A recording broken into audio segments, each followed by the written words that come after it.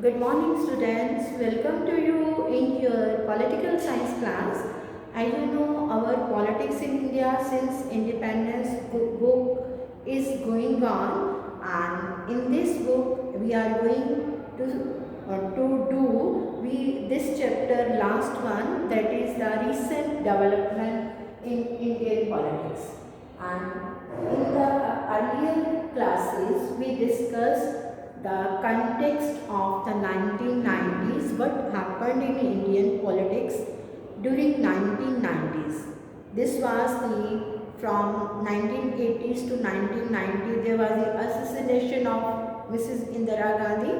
Then there was the Prime Minister was Rajiv Gandhi, the son of Indira Gandhi, and after that the other issues during this period were the Mandal Commission's recommendation, which were implemented by the VP Singh government, Vishwa Pratap Singh government, the Prime Minister of the then India of 1989.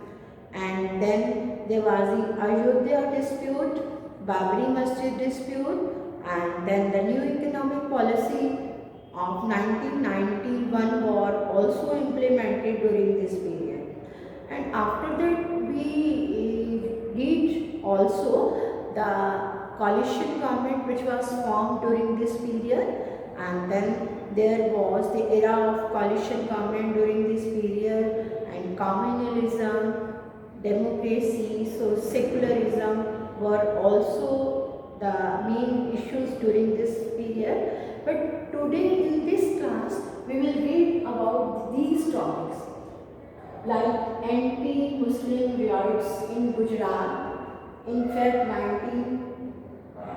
2002, and then emergence of new consensus after 1989, Lok Sabha election of 2004, and growing consensus. So we read one by one all these four topics in our this class. आज हम अपनी class में इन चारों topics की बात करेंगे जो कि हमारे लेसन का एंड है. This is the last part of our chapter. And first of all the first part is the anti-Muslim riots in the Gujarat. देखिए हम earlier in our class we discussed that how there was the Ayodhya there was Babri Masjid dispute, and the supporters of Hindu, or they wanted Hindus especially, they wanted the Ram Mandir to be built at that area which was the disputed area. तो ऐसे में what happened, क्या हुआ कि in Feb March की अगर हम बात करें 2002 में, तो large scale violence against Muslim was started in Gujarat. 2002 में मुस्लिम्स के अगेंस्ट जो गुजरात में लार्ज स्केल वायलेंस स्टार्ट हुआ, उसका रीज़न क्या था, क्यों मुस्लिम के अगेंस्ट वायलेंस जो था वो स्टार्ट हुआ. This happened after one incident which took place at Godhra, जो कि हम एक गोधरा एक प्लेस जो है वहाँ पे गुजरात में, वहाँ पे एक स्टेशन जो है, तो वहाँ पे एक इंसिडेंट क्या हुई कि one bogie of train which was returning from Ayodhya and was full of kar sevak was set on fire. एक ट्रेन का एक कंपार्टमेंट जो था वो जब अयोध्या से वापस आ रहा था गुजरात में, तो जिसमें कार सेवक जो थे, जो कि राम मंदिर बनाना चाहते थे, उनसे भरा हुआ था, तो उसको that was set on fire. और after that 57 people died in that fire. लेकिन लोगों को ऐसे लग रहा था कुछ जो कि this there was the hand of Muslim community in this fire, और इसको सस्पेक्ट किया गया, suspecting the hand of Muslim in setting the hand setting fire to the bogie. Large scale violence against Muslim began in many parts of Gujarat. और अगले दिन से ही जैसे ही ये हम फेब मार्च की बात कर रहे हैं, तो जब तो फेब में ही ये इंसिडेंट हुई, तो अगले दिन से ही वहाँ पे गुजरात के डिफरेंट पार्ट्स में मुस्लिम के अगेंस्ट जो वायलेंस थी वो स्टार्ट हो गई, और जिससे कि बहुत सारे this violence continued for nearly 1 month, मार्च तक ये चलती रही, जिसमें कि 1100 मुस्लिम जो थे, दे वर nearly 1100 Muslims were killed in this violence, and National Human Rights Commission criticized the Gujarat government कि उन्होंने इस वायलेंस को बढ़ने में मतलब रोकने के लिए किसी तरह का कोई ज़्यादा स्टेप नहीं उठाए। तो NHRC National Human Rights Commission, which is the office of which is there at Delhi, they criticized the Gujarat government for not controlling this violence, and they also criticized the Gujarat government not providing relief measures to the victims. And then after that, Election Commission of India ordered the assembly election to be postponed, जो कि उस time पे गुजरात में election होने थे तो उनको postpone कर दिया गया। और जैसे कि आपको पता ही है कि before this anti Sikh riots जो थे, that was started in Punjab in 1984 में जो पंजाब में भी एंटी सिख रॉयट्स जो थे शुरू हुए थे, वैसा ही गुजरात में 2002 में हुआ। मुस्लिम्स और हिंदूज दोनों के बीच में जो वायलेंस थी वो बढ़ती गई। और आफ्टर दैट कि अगर हम इन इंस्टांसेस को देखें कि कैसे पंजाब में हुआ सिख्स के अगेंस्ट और कैसे गुजरात में हुआ मुस्लिम्स के against, all these are the examples which show the danger involved in using religious sentiments for political purposes। किस तरह से political purposes को पूरा करने के लिए religious sentiments को अरोज किया जाता है। But all this is a very threat, this poses a threat for democratic politics। तो ये गुजरात के रॉयल्स हुए। तो उसके बाद नेक्स्ट जो था that was 1989 के बाद एक नया कंसेंसस अमर्ज हुआ। अगर हम कहें कि consensus, what is consensus? Consensus क्या होता है? That is the same opinion of the people on one matter. जब लोगों की एक ही बात को लेकर कोई सेम ओपिनियन हो जाती है, लोगों की एक मैटर को लेकर कुछ सेम राय हो जाती है, तो उसको कंसेंसस या एक मत का नाम दिया जाता है। तो ऐसा ही कंसेंसस इंडियन पॉलिटिक्स में 1984 के बाद स्टार्ट हुआ, क्योंकि this period after 1989 is seen as a consensus as a period of decline of Congress and BJP। अब कांग्रेस की डोमिनेशन भी जो कि 1989 तक थी वो भी ख़त्म हो गई थी, और बीजेपी की जो थी वो दोनों का जो एक जो दोनों की ही डोमिनेशन थी वो ख़त्म हो गई थी। तो क्यों ऐसा क्यों हुआ? क्या कंक्लूजन ड्रॉ कर सकते हैं 1989 में? क्योंकि 1989 में कॉलिशन गवर्नमेंट जो थी वो फॉर्म हुई थी। किसी भी पार्टी को मेजॉरिटी जो थी इस टाइम पे नहीं मिली थी, और जो नेशनल फ्रंट है और उसने अपनी गवर्नमेंट जो थी वो फॉर्म की थी। और जैसे कि अगर हम चेंजिंग अपनी बुक के ग्राफ, बुक में दिए हुए ग्राफ को देखें तो हम देखेंगे कि कैसे जो था इलेक्टोरल परफॉर्मेंस जो इंडिया में था इस टाइम में। अगर हम ग्राफ को देखें तो ये देखिए ग्राफ जो है वो हमें शो करता है कि अब कांग्रेस की भी डोमिनेशन नहीं रही थी, और जो जैसे red colour is showing for BJP and blue colour is showing for the Congress. तो कांग्रेस और बीजेपी में अगर शुरू के 1989 से लेकर 1960, 84, 89, 91, 96, 98, 90, देन 99 और 2004, तो अब कंक्लूजन ये निकाल सकते हैं कि this period were engaged of both the party BJP and Congress were in a tough competition during this period with each other. दोनों पार्टीज में इस टाइम पे टफ कंपटीशन तो जो था वो चल रहा था।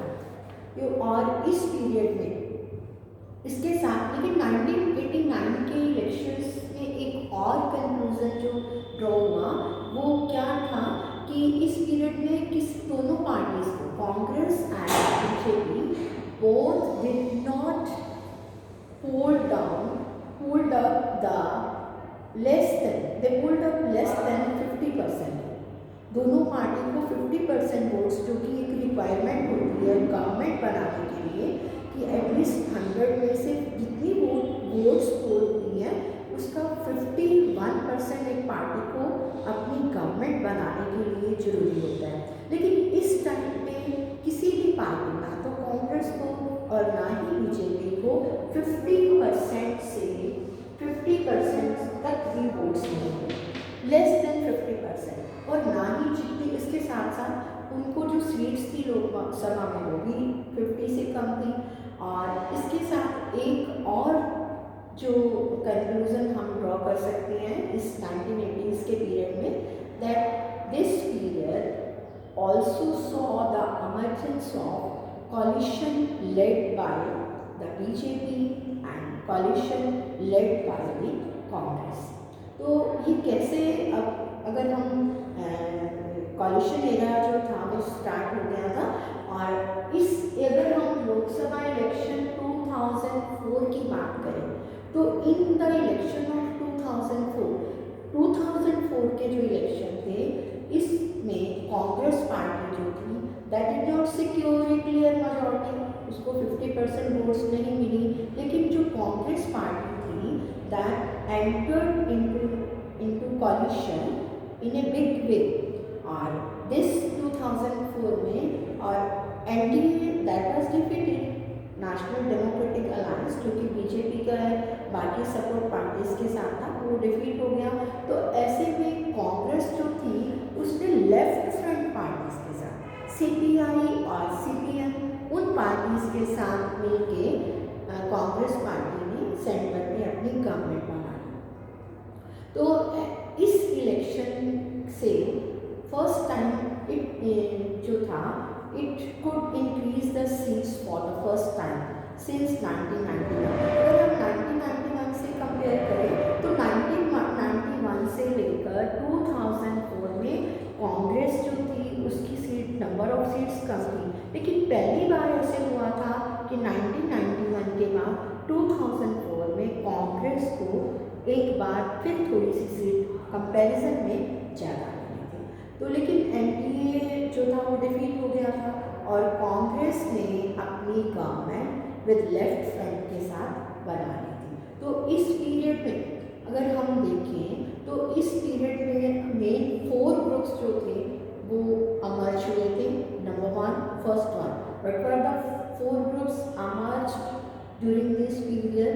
Number 1 the parties that are coalition with the Congress, first one जो कि कांग्रेस के कोलिशन के साथ थे। Second one the parties that were coalition with the BJP and then the left front parties and fourth other party which were not the part of any coalition, वो party जो कि इन तीनों में से किसी में भी शामिल नहीं थी। एक वो कोलिशन जो कांग्रेस के साथ था, एक वो कोलिशन जो बीजेपी के साथ था, एक वो लेफ्ट फ्रंट का collision parties, and fourth one which were not included in any and which did not support any Congress and BJP। तो ये था इलेक्शन लोकसभा इलेक्शन ऑफ 2004। और लेकिन इसमें यूपीए ने अपनी गवर्नमेंट बनाई थी। UPA full form of UPA United progressive alliance, तो इसने अपनी गवर्नमेंट जो थी वो बनाई थी। तो अब हमारा लास्ट पार्ट है growing consensus. Consensus as I told you same opinion of the people on one matter. तो अगर हम कुछ बातों में इस पीरियड में कुछ ग्रोइंग कंसेंसस अराइज हुआ था, वो क्या था? First one. तो फर्स्ट वन क्या था कि न्यू इकोनॉमिक पॉलिसी को लेकर।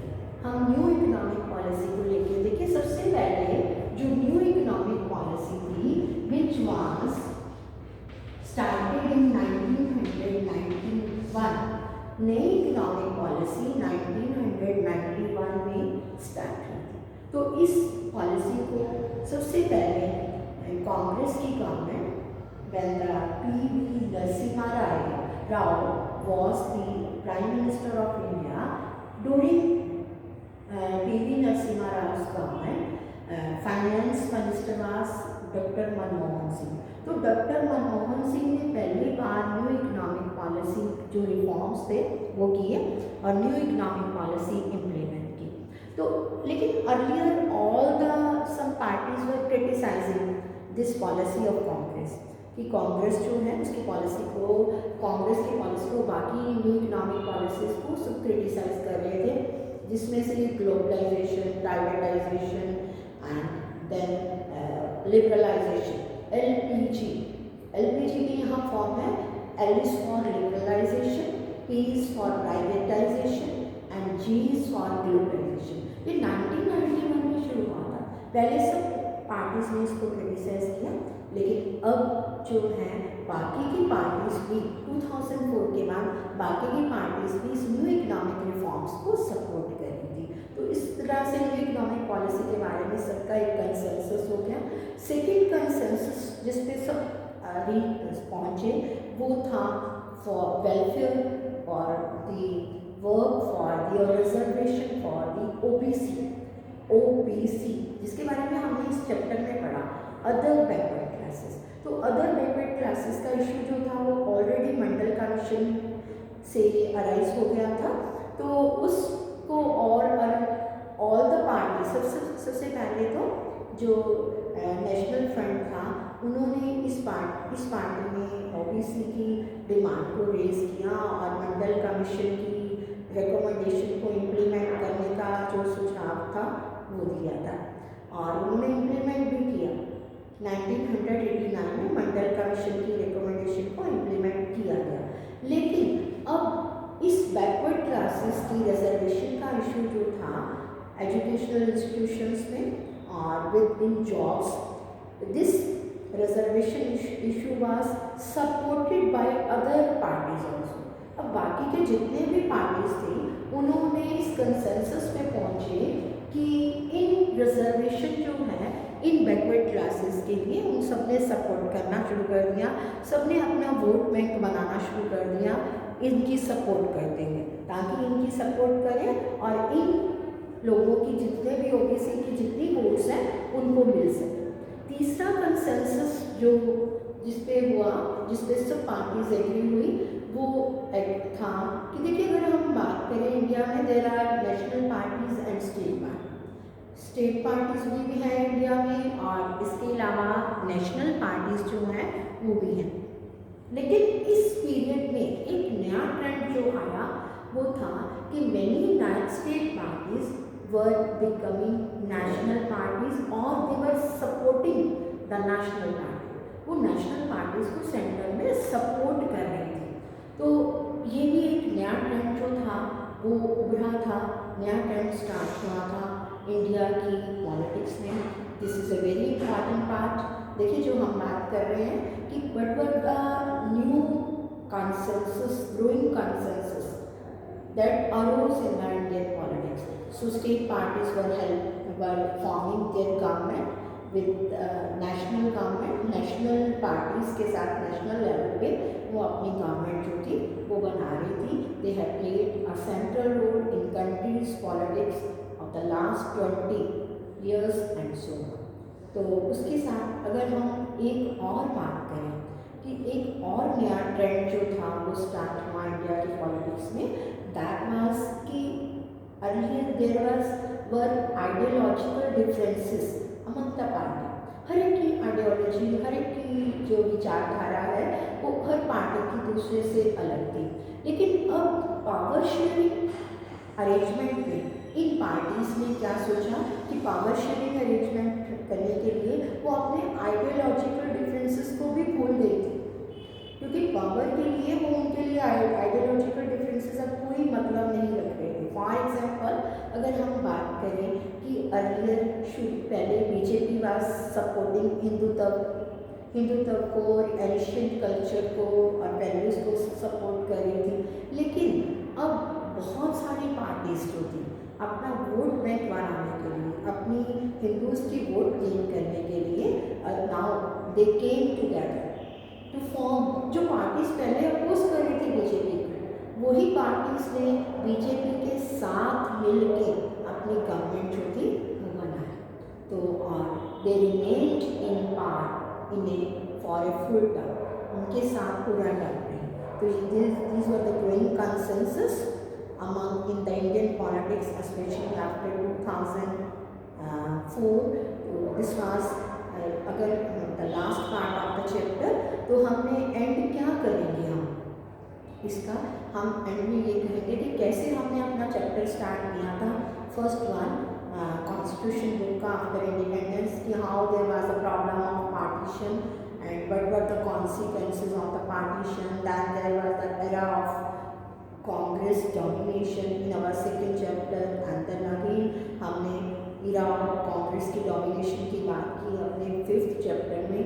और उसके बाद कैसे लेटर ऑन कि रिसेंट ट्रेंड्स क्या हुए इंडिया के पॉलिटिक्स में, कैसे डेमोक्रेटिक गवर्नमेंट को कैसे क्राइसिस फेस करना पड़ा इमरजेंसी पीरियड में, और किस तरह से उन इमरजेंसी पीरियड में गवर्नमेंट में जो कैसे कॉन्फ्लिक्ट हुआ जुडिशरी एंड एग्जीक्यूटिव के बीच में।